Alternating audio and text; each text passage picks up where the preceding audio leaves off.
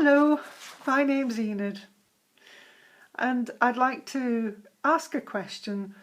What does a garden teach us about God and ourselves?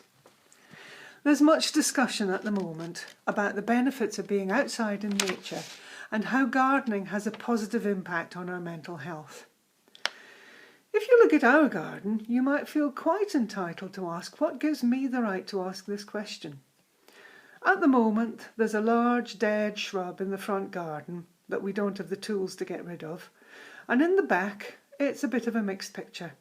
A combination of large shrubs that have grown too much in the wrong places, suffering neglect, then butchery, as we realise that these have just really grown too much. The lovely display of tulips is over, apart from 3 tired yellow ones.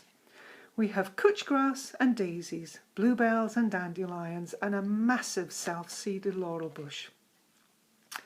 While I was at work, the time, energy and inclination rarely coincided with the weather to do anything much. I don't think my garden is like the Garden of Eden in Genesis 1:11, where God has planted the trees. But I can imagine knowledgeable gardeners squealing with excitement at perfect specimens of magnificent trees, marvelling at flowering shrubs unmarked by late frosts, admiring clever planting that shows each item off to perfection. In my small but rampant garden, what has been a success? Our shrubs provide safe places for small birds to perch while they assess whether it's safe to visit the bird table. We've got a small flock of sparrows and various kinds of tits who come to visit. We've had a couple of nests.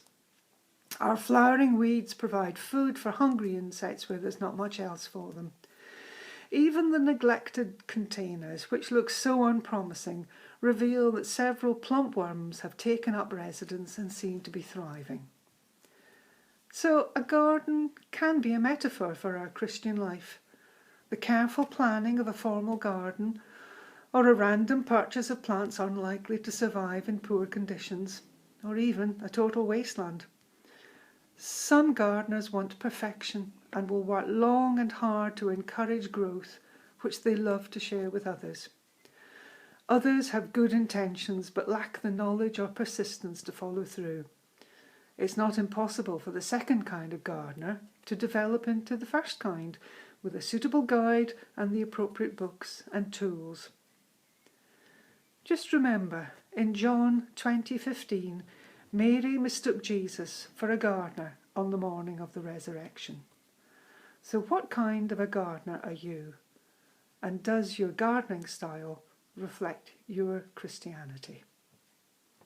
Amen.